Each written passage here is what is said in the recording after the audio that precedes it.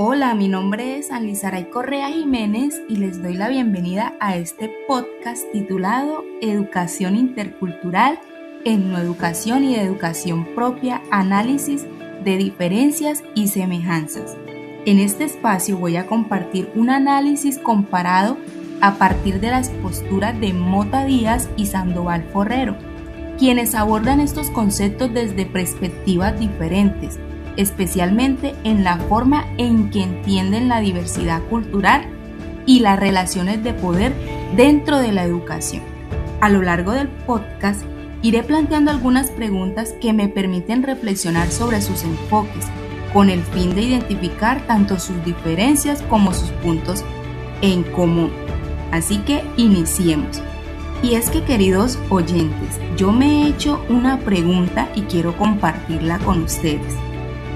Y es la siguiente: ¿los dos autores hablan de lo mismo? Pues sí y no. Ambos reconocen que existe diversidad cultural y que la educación debe tenerla en cuenta. En eso coinciden estos autores. Los dos creen que no se puede seguir pensando la educación como algo homogéneo. Pero entonces, ¿dónde está la diferencia? Y bueno, queridos oyentes, déjenme decirle que aquí es donde se pone interesante este podcast. Porque mira, Mota Díaz tiene una visión, digámoslo así, que armónica, por decirlo, ¿cierto?, de alguna manera. Él propone la educación intercultural como un espacio de diálogo, donde las culturas se encuentran, se respetan y, claro está, donde conviven. Y esto suena interesante y suena hasta bien, pero surge otra pregunta. ¿Ese diálogo se da realmente en igualdad de condiciones?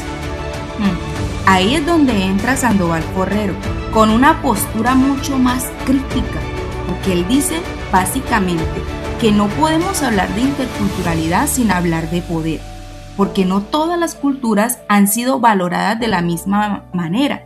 Entonces, ¿qué significa eso en la práctica? Que mientras algunos conocimientos han sido considerados valiosos o oficiales, otros, como los saberes indígenas o afrodescendientes, han sido históricamente ignorados y minimizados, queridos oyentes. Y aquí me surge otra reflexión.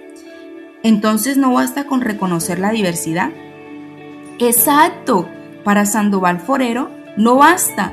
Él plantea que hay que cuestionar esas desigualdades. Por eso habla de etnoeducación y educación propia, no solo como inclusión, queridos oyentes, sino como formas de resistencia y de recuperación de identidad. Mientras tanto, Mota Díaz, ¿qué estaría dejando de lado este autor? Podría decirse que deja de lado ese análisis más profundo de las relaciones de poder.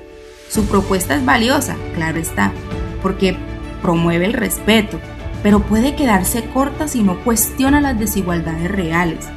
Entonces, en pocas palabras, ¿cómo resumir la diferencia?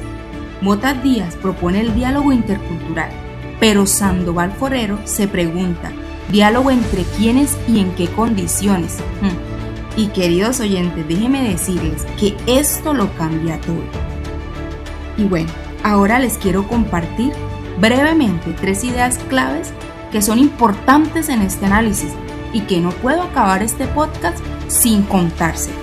Primero está la educación intercultural, porque para Motas es un diálogo y una convivencia, pero para Sandoval Forrero debe incluir críticas a las desigualdades. Y queridos oyentes, yo me identifico con este autor, Sandoval Forrero. ¿Qué forma de vincular la crítica constructiva, de no comernos todo tal cual como nos da, sino de desmenuzar? Y eso me encanta de esto. Y bueno, ahora quiero hablarles de la segunda idea que me surge en este momento, y es la educación propia.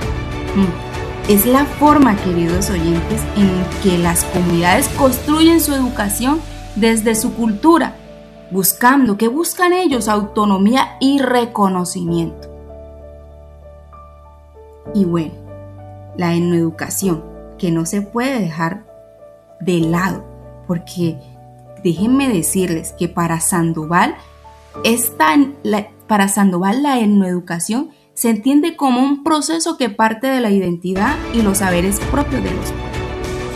Y bueno, quiero decirles algo que es muy importante, y es que no se trata solo de aceptar que somos diferentes, sí, somos diferentes, sino de entender que esas diferencias están atravesadas por historia, poder y desigualdad, y eso no se tiene en cuenta.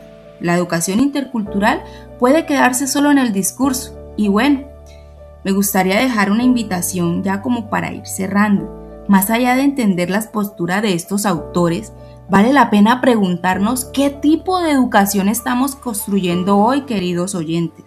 ¿Una que solo reconoce la diversidad o una que realmente cuestiona las desigualdades? Creo que este tema no es solo teórico, sino que nos toca como estudiantes y como futuros profesionales. Nos invita a mirar la educación de otra manera, a no quedarnos solo con lo superficial. Así que los invito a reflexionar sobre esto.